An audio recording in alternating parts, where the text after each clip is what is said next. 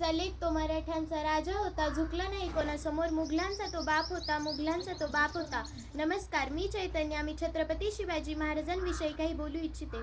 महाराष्ट्राचा जो इतिहास लिहिला तो कोणी एरेगेरेंनी नव्हे, हिरव्या पिवळ्या शालीने, घोड्यांच्या टापेने, तलवारीच्या खणखणाटीनं, शाहिरांच्या डफानं, आणि हा जो इतिहास घडविला तो छत्रपती शिवाजी महाराजांनी.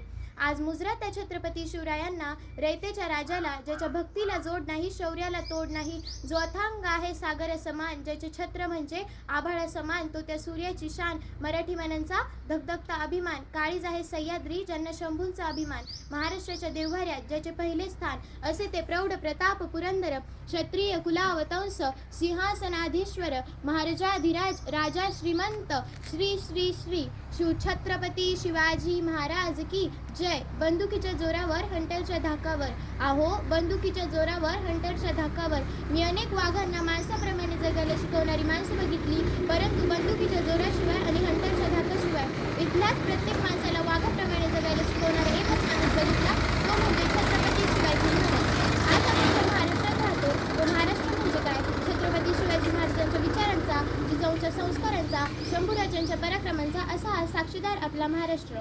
आज 19 फेब्रुवारी 1630 रोजी महाराष्ट्राच्या मातीत एक रत्न जन्माला आला, आणि ते म्हणजे छत्रपती शिवाजी महाराज. छत्रपती शिवाजी महाराजांनी नेहमीच त्यांच्या आयुष्यामध्ये वस्तू वापरल्या आणि माणसे जपली, परंतु आपण माणसं वापरतो आणि वस्तू जपतो. त्यांच्या ऐकलेली प्रत्येक गोष्ट आपल्या मनात ठासून भरली आहे. म्हणून असाच एक प्रसंग मला तुम्हाला सांगावासा वाटतो. एकदा छत्रपती शिवाजी महाराज कर्नाटकाच्या मोहिमेवरून परत येत होते. तिथे बेलेवाडी नावाचे गाव होते. तिथे एक किल्लाही होता. त्या किल्ल्याची ठाणेधारी मल्लमा देसाई होती. दादाजींना वाटले जाता जाता हा गड घेऊन जावा, म्हणून त्यांनी थोडी सैन्य गोळा करून मल्लमावरती हल्ला केला. परंतु मल्लमा ही जिद्दीची आणि हट्टीची होती. तिने मावळ्यांचा पराभव केला. दादाजींना वाटले एका स्त्रीच्या हातून मावळ्यांचा पराभव होणे शक्य नाही, म्हणून त्यांनी अजून सैन्य गोळा करून मल्लमावरती हल्ला केला. परंतु आता मात्र मल्लमाचा पराभव झाला. दादाजींनी ठरवले मल्लमा देसाईला कैद करून छत्रपती शिवाजी महाराजांच्या महालात उभे करायचे. तिला कैद करत असताना ती आत गेली आणि तिच्या बाळाला घेऊन बाहेर आली.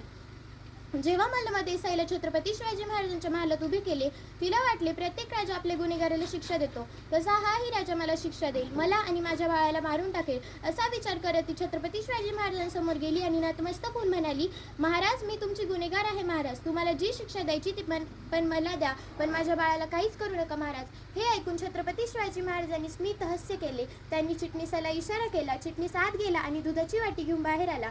छत्रपती शिवाजी महाराजांनी मल्लमा देसाईच्या बाळाला मांडीवर घेतले आणि त्याला चमच्याने दूध पाजले आणि म्हणाले, आज जो आमच्या मांडीवर बसला आहे ना, तो आमचा भाचा आहे. आहो, म्हणजे तुम्ही आमच्या भगिनी झालात. आणि कोणता भाऊ आपल्या बहिणीचं राज्य हिसकावून घेतो? आहो दादाजी, बहिणीचं राज्य घ्यायचं नसतं तर बहिणीला राज्य द्यायचं असतं. अशा त्या काळात माझ्या शिवरायांनी मल्लमा देसाईला तिचं राज्य वरतर दिलंच, वर बांगडी चोळी देऊन तिच्या घरी सुखरूप पोहोच केलं.